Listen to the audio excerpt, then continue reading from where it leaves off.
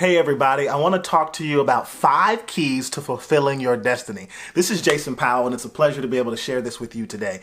We see a passage in scripture that is an encouraging word for us. It says, "And don't be weary in well-doing, for in due season you shall reap if you don't faint," or if you don't give up, if you don't lose heart. And so there's a question that comes to us is, how do we get to the place where we are continuing in our good work and not losing heart and not giving up when life tries to throw crazy things at us? How do we maintain our equilibrium and pursue the destiny that's deposited within us? Well, here are a few keys for you. Number 1, clarify your aim.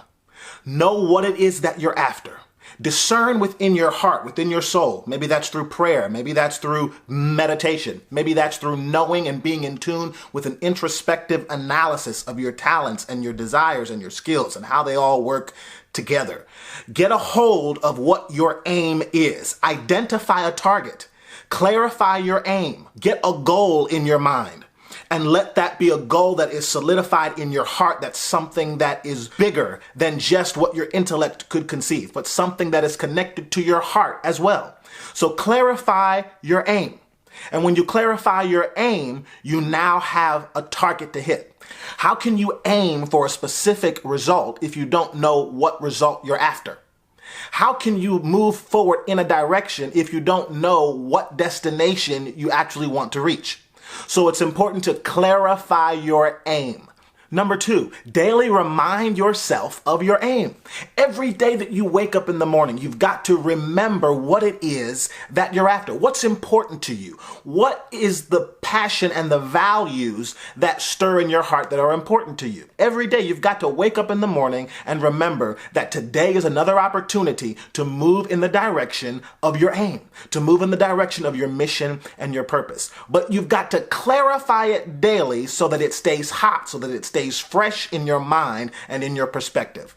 Number 3, give yourself permission to evolve or change. Sometimes in our journeys of life, what was important to us at one stage is no longer important at another stage. Give yourself permission to adjust and evolve as you evolve and grow and become. Sometimes what you pursue shifts along with it. And guess what? That's okay. It's a part of the journey as we begin to discover more of who we are in God, who God is in us, and who we are as created beings in the earth realm to express the goodness and the glories of the divine. We begin to see that sometimes the aims that we start off with aren't always the ones that we end up with. Why? Because our soul has grown. And when your soul grows, give yourself permission to evolve. Give yourself permission to adjust your aims so that your aims line up with your values.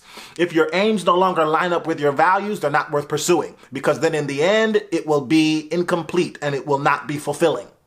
So make sure your aims line up with your values. And how do you do that? You give yourself permission to evolve. As you gain new information and new perspectives in life, then your soul grows and your mind grows. And in that growth, oftentimes there can be a shifting of what is important to you. When what is important to you shifts, go with it and understand that it's rooted in your value system. It's rooted in your soul growth. Allow yourself to grow. Number 4, rest, refocus, and pursue. Don't allow yourself to get overly burdened with the task that you wear out your energy completely. Remember, it's good and right to rest. Rest refuels us. Rest reinvigorates us. It sustains us for the journey ahead. In rest, there is a healing that takes place. There is a mending and a restoration that takes place in rest. So make sure that you first respect your rest time. You can't expect others to respect your downtime if you don't respect your rest time. You've got to respect your rest time and create those boundaries, and don't let anything go over those boundaries, because your rest is refilling. It's refilling you and it's strengthening you. In fact, you can do more with rest than you can without it. Just know that when your rest period is over, get back on target. You rest, you refocus, and you pursue.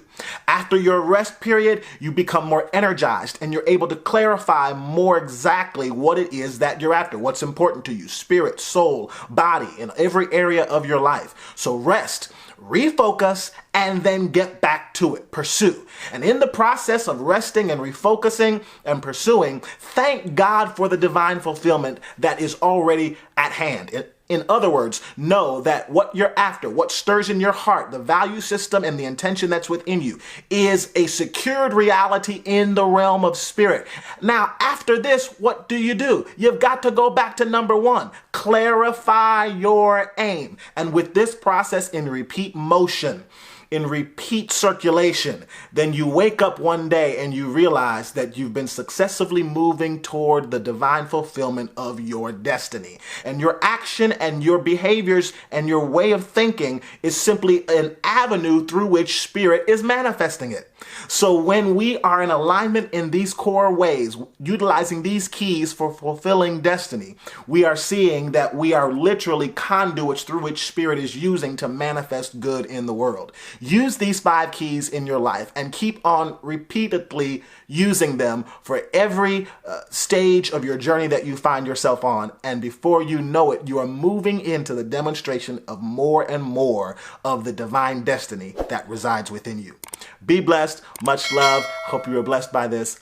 Bye-bye.